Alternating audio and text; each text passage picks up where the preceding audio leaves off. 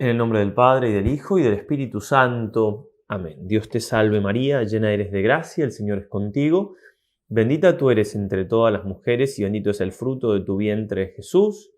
Santa María, Madre de Dios, ruega por nosotros pecadores, ahora y en la hora de nuestra muerte. Amén. San Ignacio de Loyola, ruega por nosotros. Un día más entonces de estos santos ejercicios seguimos contemplando algunos misterios de la resurrección del Señor, antes de ya finalizar el día de mañana con una contemplación muy hermosa que nos presenta San Ignacio, que no es ya de la resurrección, sino es algo como la cereza de la torta, por decirlo de algún modo. Leo un parrafito de San Alberto Hurtado. Los peces del océano viven en agua salada y a pesar del medio salado tenemos que echarle sal cuando los comemos. Se conservan insípidos, sosos. Así podemos vivir en la alegría de la resurrección sin empaparnos de ella, sosos. Debemos empaparnos, pues, de la resurrección. El mensaje de la resurrección es alentador, porque es el triunfo completo de la bondad de Cristo. Para comprender el papel de un elemento, supongamos que eso falta. Para saber lo que es el sol, supongamos que no existe. Sería todo frío y muerte. ¿Qué sería nuestra iglesia si no hubiera resurrección? Si terminara el mensaje en el Viernes Santo, siempre estaríamos de luto, y la duda y el temor del futuro. Y todos en penitencia desesperante. Porque conocemos bien este misterio, no lo apreciamos bastante. No hay que desesperar, los lazos entre el Salvador y los hombres no han sido rotos. Por eso se presenta tan luego a Pedro, no para decirle que obró mal, sino para decirle que sigue siendo jefe del colegio apostólico y piedra angular de la iglesia. Vamos entonces a contemplar en este día dos misterios que tienen mucha relación uno con otro, porque son las dos apariciones del Señor en el cenáculo. La primera, el primer día de la semana, el mismo día entonces de la resurrección, y la segunda, 7 días después, el segundo domingo de Pascua sería para nosotros, estando ya presente allí Tomás. Vemos entonces el cenáculo, el lugar donde cosas tan importantes han pasado para nosotros, para la iglesia, el lugar de la última cena, el lugar donde se aparece Cristo resucitado, el lugar de Pentecostés. Y hay un par de pinturas de este misterio, estos dos misterios que estamos por contemplar. Esto es un paso, así le llaman aquí, de Zaragoza. Señor resucitado. Y aquí esta pintura muy conocida de Caravaggio. Tomás entonces tocando la llaga del costado del Señor.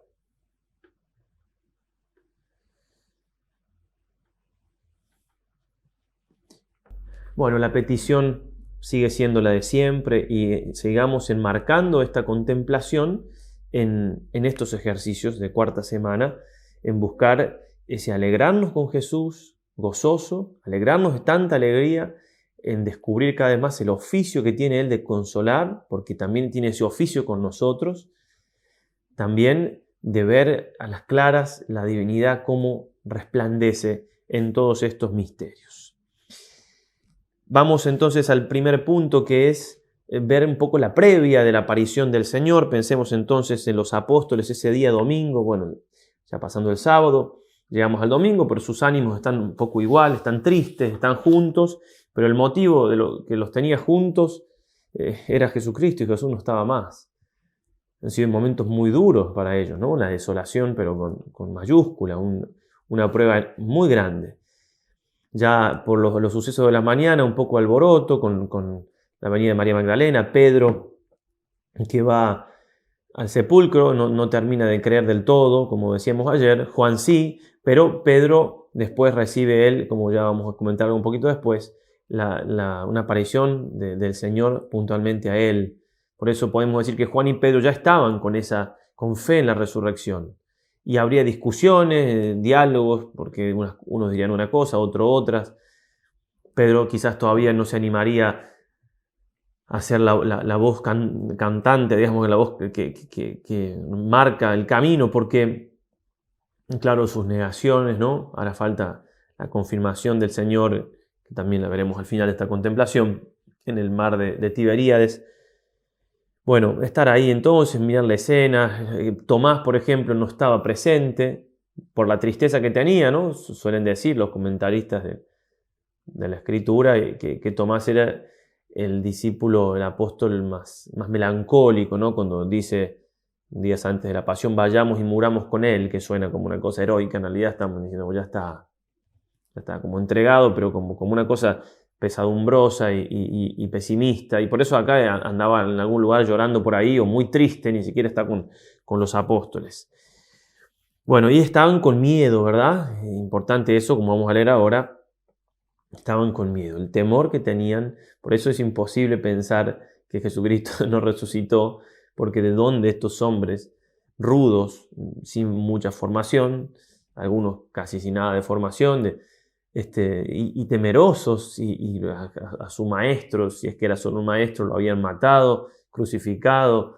¿De dónde esa fuerza después para predicar? ¿De dónde? Sin no importarles nada, ¿de dónde estar felices porque los azoten? ¿De dónde?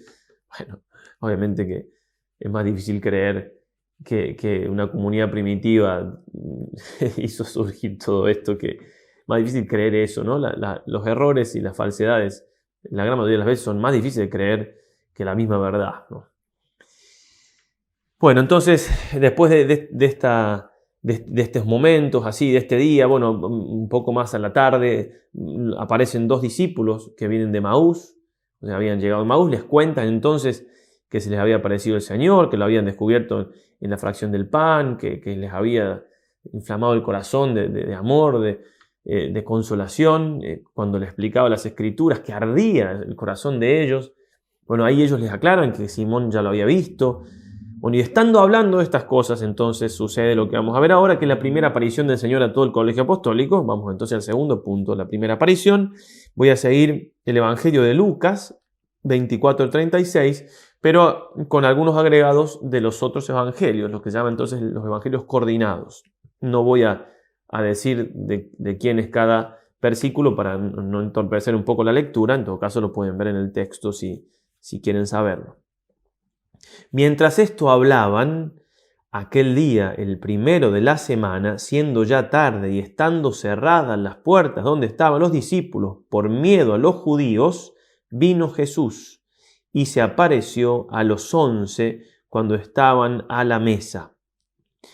¿Sí? Dice 11 o con mayúscula y no dice 10, dice eran 10 porque faltaba Judas, también faltaba Tomás, pero es una manera de decir los 11 como antes se decían los 12, que es el colegio apostólico, ¿sí? Por eso está con mayúscula y por eso no importa si falta uno o no, es el colegio apostólico. Estaba en la mesa, se aparece Jesús, se puso en medio de ellos y les dijo, la paz sea con vosotros. Meterse en la historia, verlo al Señor, aparecerse allí. Monseñor Fulton Sheen dice, solamente al Señor se le puede ocurrir aparecerse después de todo lo que había pasado y decir semejante cosa. Era más normal decir, muchachos, qué vergüenza, ¿no? Como diciendo, me dejaron solo. Obviamente que el Señor no tiene criterios humanos. Entonces, estar ahí y verlo al Señor, escuchar esas palabras, ¿no? Como dice San Ignacio, oír lo que dicen, porque también nos dice a nosotros muchas veces que tengamos paz, ¿sí? La paz esté, así saludamos también en la misa, ¿sí? Pax vobis, dice el texto latino, Pax vobis. También el original en griego dice Irene Jimin, ¿no? La palabra Irene viene, si la paz a vosotros, ¿no? ¿Cuánto tenemos que entender eso? Que tenemos que estar en paz, no confundamos. Ya lo he dicho, ¿no? Perdón que repita, pero no confundamos la cruz con la falta de paz. Son dos cosas distintas. Una cosa es sufrir y otra cosa es no estar en paz. Por supuesto, a veces la falta de paz es parte de la cruz y Dios la permite para eso y para purificarnos y tenemos que luchar. Pero muchas veces, como hemos dicho, es justamente el demonio que entra en juego para turbarnos, Bien, la tristeza y la falta de paz no es lo mismo que el dolor, porque hay una tristeza que no es de Dios, que nos aleja de Él. Bueno, ya no voy a repetir cosas de la red de discernimiento, pero sobre todo esto es importante, ver ahí al Señor, escucharlo y recibir nosotros la paz con vosotros, la paz contigo, me puede decir a mí en particular. Jesús quiere que yo esté en paz. ¿Cuánto se puede decir de la paz? Bien. Seguimos con el texto, entonces. La paz con vosotros. Sobresaltados y llenos de miedo, creían ver un espíritu. Pero él les dijo: ¿por qué os turbáis y por qué surgen dudas en vuestros corazones? Ved mis manos y mis pies. Y habrá hecho el gesto, obviamente. Soy yo mismo. Tocadme y ved. Un espíritu no tiene carne y huesos, como veis que yo tengo. Y diciendo esto, les mostró las manos y los pies, y Juan agrega, y el costado. Y los discípulos se alegraron con la vista del Señor. Bueno, tenemos que alegrarnos con la vista del Señor. Tenemos que lograr eso con la ayuda de Él, por supuesto. Alegrarnos de tanta alegría, de tanto gozo. Sí, otro evangelio dice que se alegraron tanto que no lo podían creer. Era tanta la alegría que no lo podían creer. Y a veces pasa así, en momentos de consuelo, de consolación que nos regala el Señor. O sea, no puede ser que sea todo tan hermoso.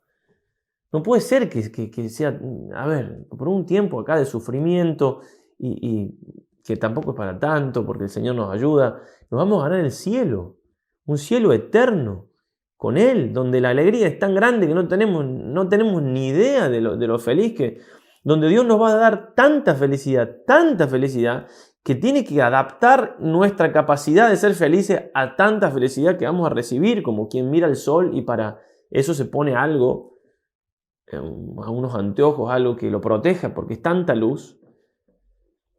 Bueno, obviamente que eso cuando estamos en desolación no lo vemos tan claro, lamentablemente, pero hay que aprovechar esos momentos de consuelo, porque es como que a veces no nos terminamos de convencer que sea todo tan hermoso. Y en momentos de consolación que nos está regalando el Señor para tomar fuerzas, etc., el demonio trata siempre de decir algo, de poner alguna astillita que duela, una piedrita para tropezar, para que bajemos de ese nivel de alegría y nos saquemos toda la fuerza que hace falta. Por eso estar atentos, realmente es tan hermoso, sí, tan hermoso como nos sobrepasa la alegría que nos regala el Señor, lo que Él nos promete. Tenemos que sufrir con Él, pero claro, el sufrimiento con Él también es una alegría y es más sufrimiento de Él que nuestro, porque ya sufrió Él muchísimo más que nosotros y cuando sufrimos nosotros, Él sufre con nosotros porque nos da fuerza. Bueno, sacar todas las conclusiones, reflectir en nosotros de esta alegría de los apóstoles al ver al Señor resucitado. Y les reprendió su incredulidad y dureza de corazón, porque no habían creído a los que le habían visto resucitado. No le creyeron a las mujeres, no le creyeron aparentemente entonces a los discípulos de Maús. Sí, en realidad los discípulos de Maús acababan de llegar, ¿verdad? Pero sobre todo, entonces probablemente no se refería a eso, pero sí a las mujeres, ¿no? Las primeras que se apareció. Bueno, entonces, reprocha la incredulidad el Señor. Y vieron entonces a nosotros, ¿no? Y cómo todo este tiempo quizás de analizar nuestra vida y todo, cómo nos ha faltado fe, ¿verdad? Y en ese sentido, en medio de la alegría, incluso aprovechar el consuelo, la consolación, la alegría de la consolación para reprendernos a nosotros mismos de parte de Jesús, la falta de confianza cuando parece que Él no está y siempre está, ¿no? Lo mismo que contemplábamos a Jesús en la barca dormido, ¿no? Bien, pero una reprensión del Señor que nada les quitó la alegría que tenían, ¿eh? Un dato importante ese, el Señor nunca, siempre que nos corrige en medio de un clima de mucha alegría y paz. Como siguiesen incrédulos por la alegría de admirados, añadió: ¿tenéis algo aquí para comer, y ellos le dieron un trozo de pez asado. Él lo tomó y comió delante de ellos, ¿no? El Señor hace todas las cosas que pueden para decir, soy yo, estoy vivo, miren, estoy comiendo. Y ellos le dieron entonces, bueno, lo comió el Señor y les dijo de nuevo, la paz sea con vosotros. Otra vez, 2 veces, lo mismo. La paz, ¿no? Bueno, no voy a repetir lo que decía recién, pero bueno, lo dice de nuevo. Y después lo dice de nuevo cuando se aparece la segunda vez. Como el Padre me ha enviado, así yo os envío. Como el Padre me ha enviado, así yo os envío. Qué fuerte, ¿eh? Qué fuerte. El Padre lo envió, Él vino al mundo para hacer cumplir la voluntad del Padre. Y no hay duda que ha sido enviado por el Padre con una misión. Así también nos envía. Sí, los envía a los apóstoles, pero todos tenemos por el bautismo ese envío del Señor, y más aún, como hemos ya dicho con la confirmación, sentirme enviado por Cristo. Es algo fuerte realmente, ¿no? Y si no lo siento, no lo sé, es porque me pasa algo, porque es verdad. Digamos, Jesús nos envía a todos. Esa disposición, ¿no? Y nos envía habiendo resucitado para confirmarme este Rey eternal que me llama a servirlo. Ya está triunfante. Pero quiero compartir su gloria, ya estaba glorificado allí.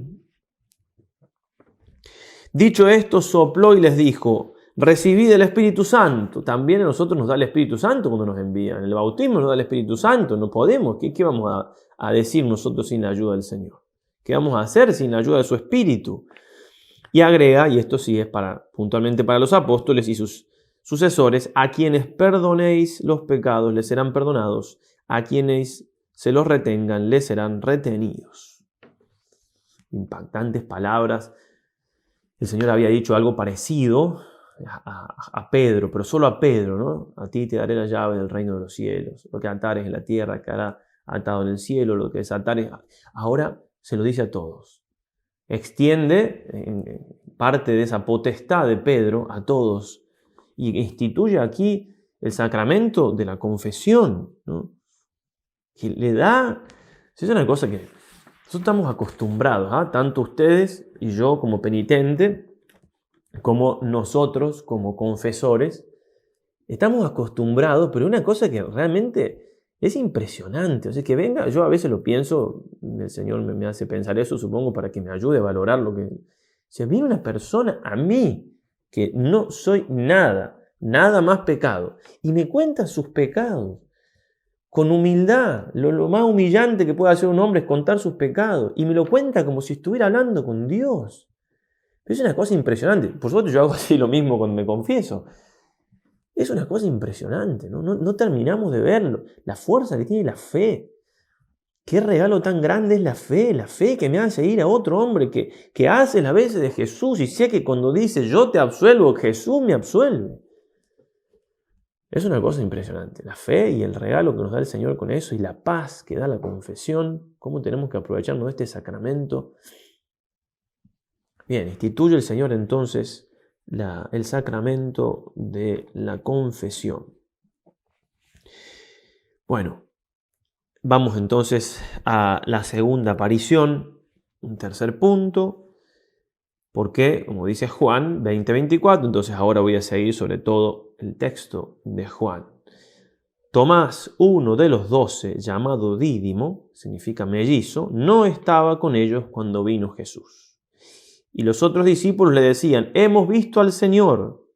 Él les respondió, si no veo en sus manos la señal de los clavos, y no meto mi dedo en la llaga de los clavos, y mi mano en su costado, no creeré. Pero no puede ser tan, por un lado, obstinado, digamos, se entiende, claro, es un milagro, el milagro de la historia, la resurrección del Señor, pero miren que si no les crean, no les creen.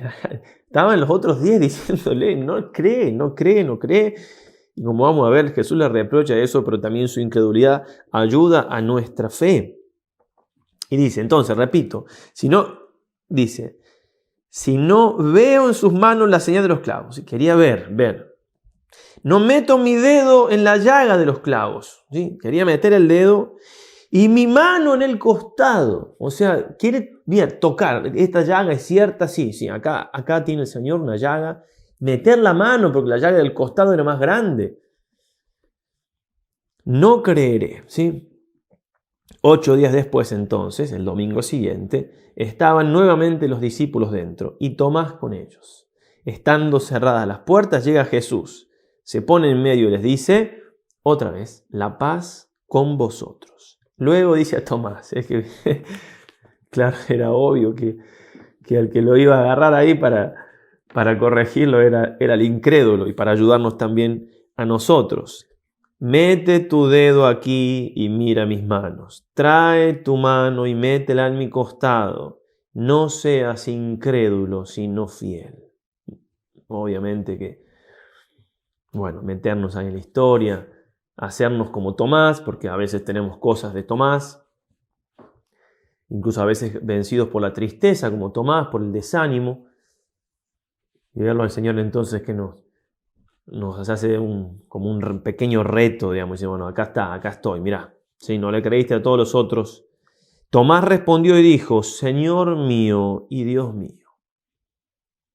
Sí, que realmente qué hermoso, ¿no? Porque, sí, Jesús ahora le va a reprender, no lo leo y lo comento.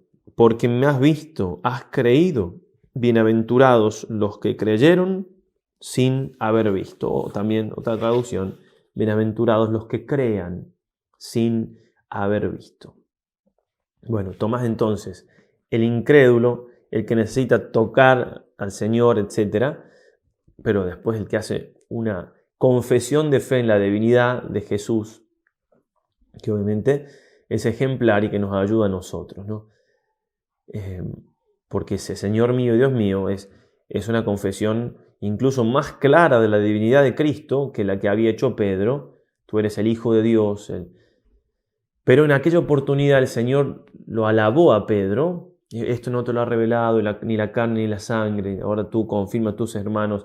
Aquí el Señor no lo alaba a Tomás, porque para Pedro no hizo falta ninguna evidencia en el mismo sentido que Tomás, que necesitó tocar, no le creyó a los otros, porque no era simplemente creer a los otros, que ya era un motivo de peso, sino que él había visto a Jesús.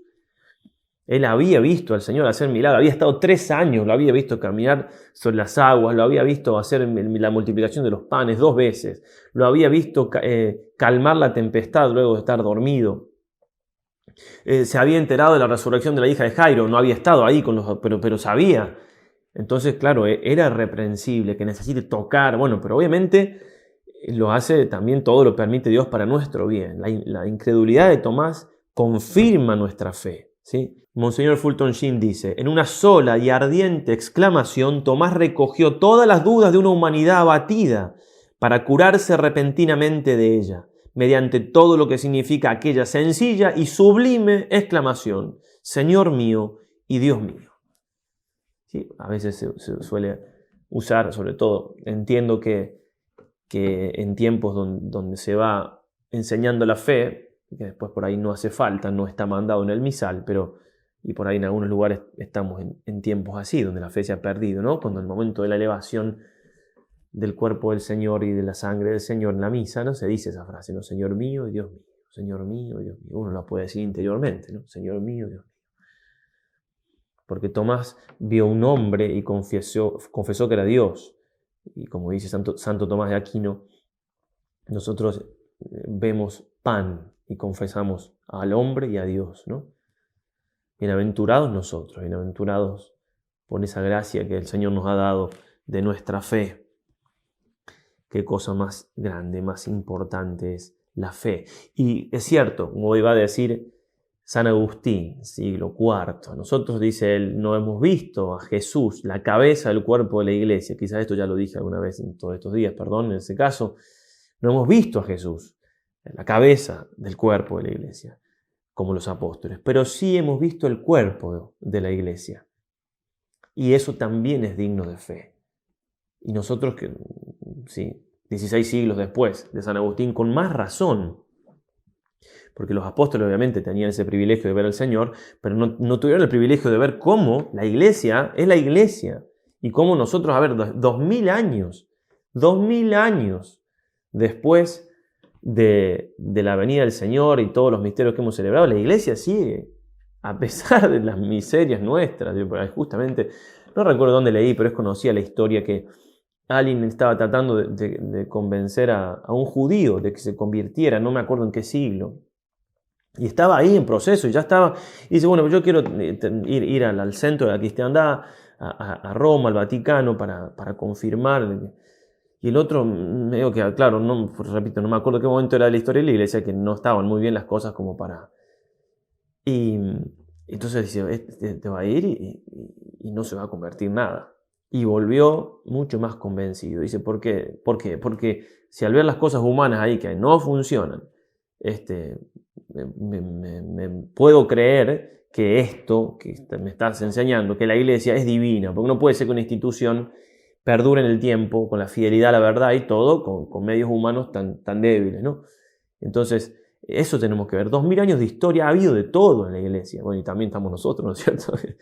Y la iglesia sigue, y la verdad es la misma, 2000 años, ¿sí? Aunque cueste un sacrificio, aunque cueste sangre de mártir, sangre.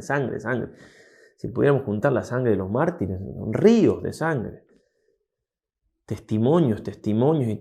Y uno, también Dios nos da la gracia de poder ver la sed en ustedes, ¿no? de santidad y de vivir según Jesús. Y sí, uno puede decir, bueno, el Señor es como que no, en este tiempo no estamos viviendo tiempo de fe. Bueno, hay que ver, en algunas partes del mundo sí hay mucha fe, pero sigue siendo la persona que más gente junta. O sea, que alguien me diga, ¿quién junta tanta gente todos los domingos?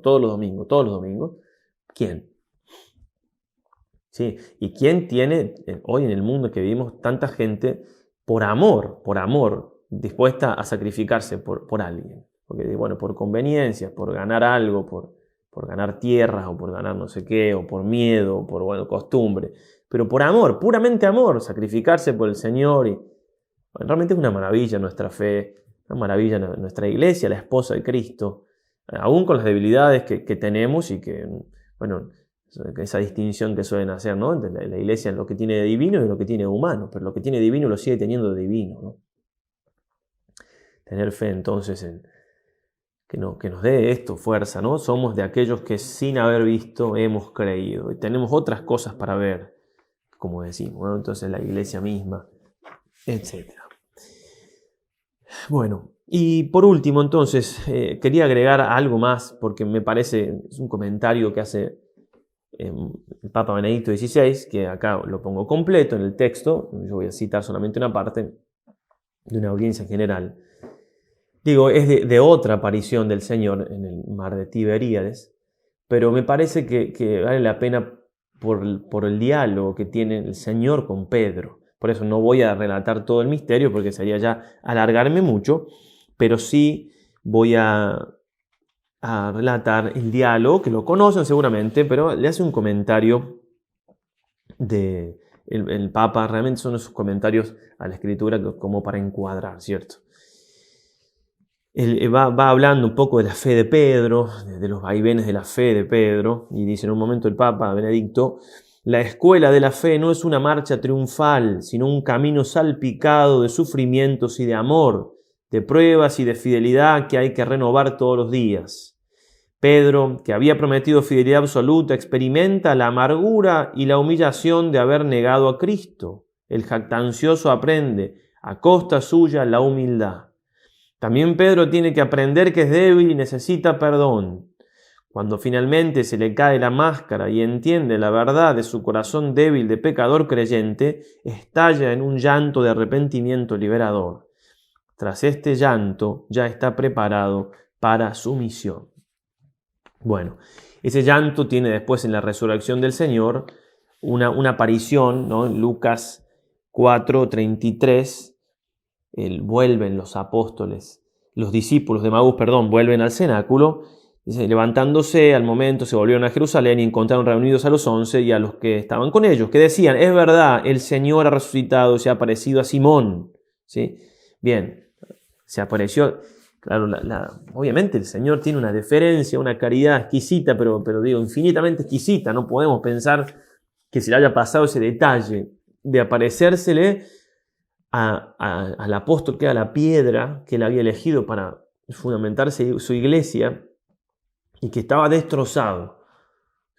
Tenía otro temperamento Pedro, por eso está con el grupo, no está solo por ahí, pero entremos en el corazón de Pedro, ese Pedro que lloró su traición toda la vida. Y después humillado ante los otros, ¿no? Pero sobre todo triste, y bueno, y el Señor se le aparece a él solo. ¿No? Tal vez sería como para otra contemplación, ¿no? Dice, bueno, tratar de estar en la historia y ver el Señor que se le aparece a Pedro, ¿no? Lo que habrá sido eso, realmente. Lo que habrá sido eso. Entonces, después, además de esa aparición, está el diálogo de Jesús con el Señor, que está en Juan 21, 15 y siguientes. Le pregunta Jesús a Pedro, en el lago de Tiberíades, se había dado la pesca milagrosa, ¿sí? Parecida a la que habían hecho ya en la que está en Lucas 5, pero esta ya es la última.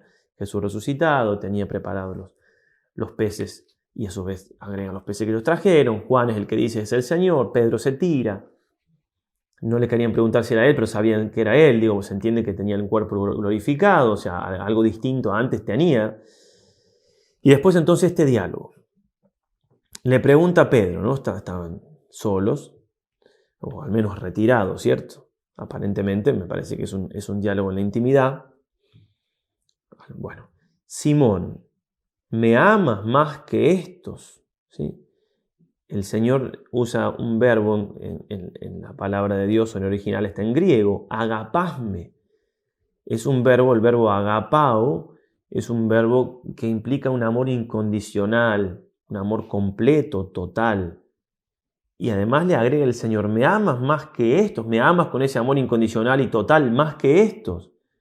Porque, acuérdense, Pedro dijo, aunque todos te nieguen, yo no te negaré. Él se había puesto por encima de él en el testimonio. Claro, el Señor entonces quiere curar eso, pero lo cura mostrando el amor, que ya vamos a ver cómo lo hace. Entonces, Pedro no le responde con el verbo agapao, no le dice agapose, Kyrie. No, ¿por qué? Porque ese amor total, incondicional, después de lo que había pasado, no se anima él haciendo. Y le dice simplemente, pero con todo lo que eso implica, Señor, te quiero, ¿sí?